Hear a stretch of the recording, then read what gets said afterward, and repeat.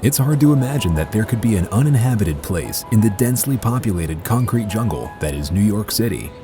But there is. A whole island, in fact. It is located on New York City's East River. The forbidden place that we are about to visit is North Brother Island. Now, only the eerie ruins of more than 12 buildings remain here, as nature has slowly retaken the island. But what secrets do these crumbling walls hold? And what horrible events took place on the shore of this mysterious island? Press that subscribe button and join us on a journey to the haunted past of North Brother Island. These deserted buildings are the ruins of Riverside Hospital. Less than a century ago, it was an institution where a vast number of people suffering from quarantinable diseases were isolated from the public. Yet one patient stood out from the crowd. Her name was Mary Mallon, but you might have heard of her as Typhoid Mary. Mallon emigrated from Ireland to New York City in 1883 at the age of 15, where she started working as a cook for wealthy families. Members of those families often got sick and were diagnosed with the infectious disease typhoid fever after she started cooking for them. Several cases were traced to her by the health department. Though she never acknowledged her role in spreading the disease, she was later known to have infected at least 53 people, resulting in 3 deaths. However, to the naked eye, Mary seemed to be in perfect health.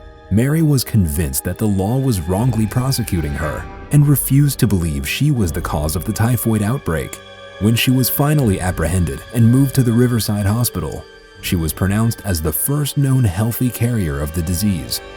Under questioning, Mallon admitted she rarely washed her hands when cooking and felt there was no need to do so.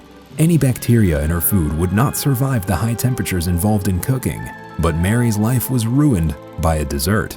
She was crazy about preparing ice cream with raw peaches. As the press dubbed her Typhoid Mary, she became a minor celebrity against her will and a mascot for the disease. Locked away from the rest of the world for more than 20 years, convinced of her innocence for the rest of her life, she would eventually die of a stroke caused by pneumonia on the grounds of North Brother Island.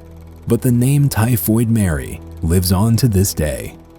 Yet, this tragic story falls flat in comparison to the disaster which took place 3 years before Mary Mallon's incarceration. It was the biggest loss of life in New York City before 9/11. On June 14, 1904, the passenger steamer General Slocum, one of the best-known vessels around New York Harbor, had been chartered by a church group consisting mainly of women and children for a picnic trip to Long Island. As it was sailing the East River, a fire broke out in one of the machine rooms. By the time it was noticed, disaster was imminent, as the fire had quickly spread to other parts of the ship, including a cabin filled with gasoline. By the time General Slocum sank in shallow water near North Brother Island, more than 1,000 people had lost their lives, either by fire or by drowning. Staff and patients from the Riverside Hospital participated in rescue efforts, forming human chains and pulling victims from the water. Captain William H. Van Schaik was held accountable for failing to maintain proper fire drills and fire extinguishers. A 12-year-old boy had tried to warn him before the fire spread critically, but was not believed. However, the tragedy lost its focus historically, perhaps due to the shocking Titanic disaster 8 years later. The Riverside Hospital would be later repurposed to become housing for veterans after World War II, and then to a drug rehabilitation center in the 50s. But it was forced to close after widespread reports of staff corruption and patients' recidivism in 1964. It has been abandoned ever since, and serves the sole purpose of being a bird sanctuary. Yet, in recent years, proposals to reopen North Brother Island to the public have started to surface.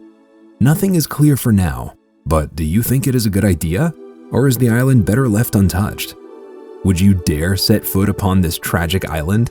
Let us know in the comments below. And subscribe to our channel if you liked the video to get more interesting stories.